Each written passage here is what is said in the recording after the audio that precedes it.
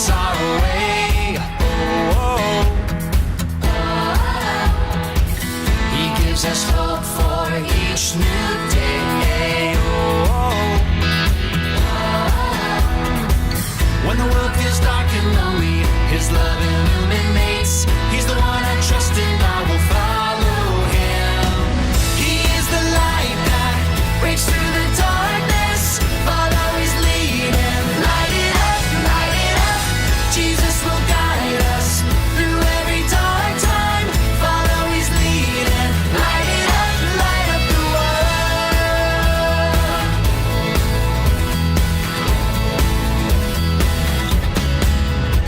Jesus is the one who lights our way. Oh, He gives us hope for each new day. Oh, when the world feels dark and lonely, His love illuminates. He's the one I trust and I will follow Him. He is the light that breaks through the darkness. Follow His lead and light it up, light it up. Jesus will guide us through every dark time. Follow His lead and light it up the world.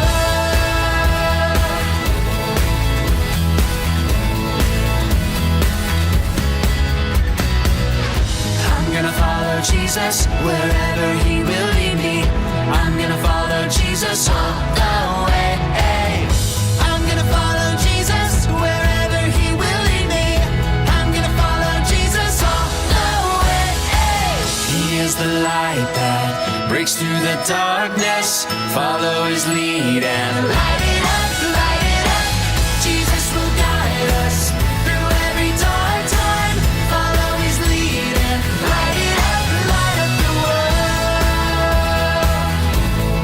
Light up the world. Light up the world.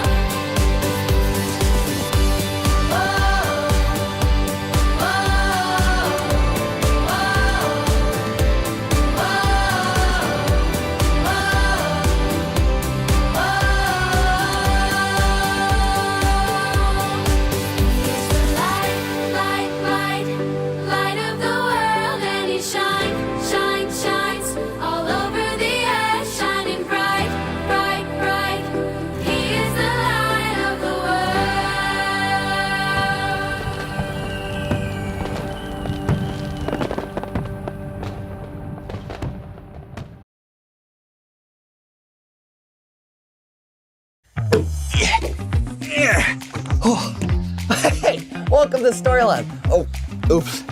Whoa. Well, this week we're taking a look at the way God wants us to shine, but not directly in people's eyes.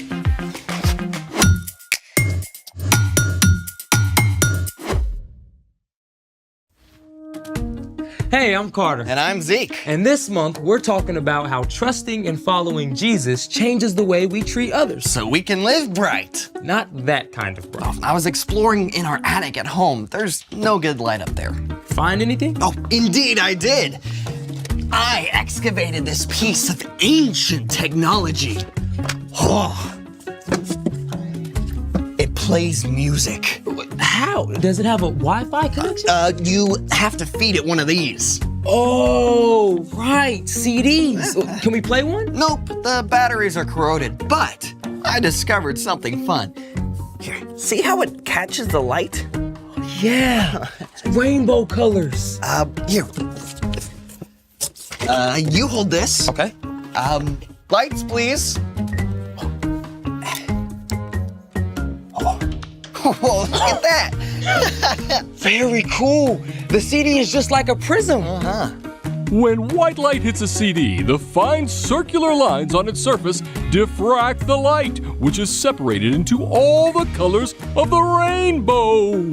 Thank you for enlightening us. You know, I've got another bright idea. Oh? Oh, I'm gonna need your headlamp. I'm in. You ready? Let's do it. So, I was brick building with my little sister yesterday, and we created this. Oh, what have we here? Welcome to the Light Maze Challenge! I see a maze. I see a light. What's the challenge? This is us. We're bricktastic. You and me, we're stuck in the dark here in the center of the maze. Oh, it's not dark. Well, it will be when we turn off the lights. Oh. Your challenge is to direct this light in such a way that it goes along each pathway in the maze until it reaches us right here in the middle. So we're mastering light? Let me reflect on that. Aha! Reflection! Mirror, mirror in the lab, who's gonna beat this challenge that's fab? Okay, that is a terrible rhyme. Also, you have 60 seconds to set up the maze. Ready? Like a light bright. Speaking of which, lights out. And go! Oh. Put that there, perfect. Right. That goes there. It's already reflecting. Yes, look at that. Nice, nice. Just a little bit more. I can see the light. There it is. It's almost reached us. And done! You've managed to beat the challenge and rescue us from the peril of the dark. Lights! You did it! Amazing! As light enters the maze, it reflects off each mirror in order until it reaches us in the center. Oh, thanks for making my day just a little bit brighter, bro. Anytime. Speaking of brighter, it's time for The story before the story. Today, we're in the book of Matthew. Matthew was one of the 4 books called the Gospels. These books tell stories from the life of Jesus. Matthew was written down by one of Jesus' followers, a tax collector whose life was turned upside down by his friendship with Jesus. When Jesus was about 30 years old, he began to travel from town to town, teaching and healing. Everywhere Jesus went, big crowds gathered. Many sick people were desperate to be made well, and Jesus healed them. But Jesus also cared about people's hearts and minds. So he showed them what it looks like to shine God's light by loving others. Which is where our story starts. Take it away. Hey everyone, I'm Brian.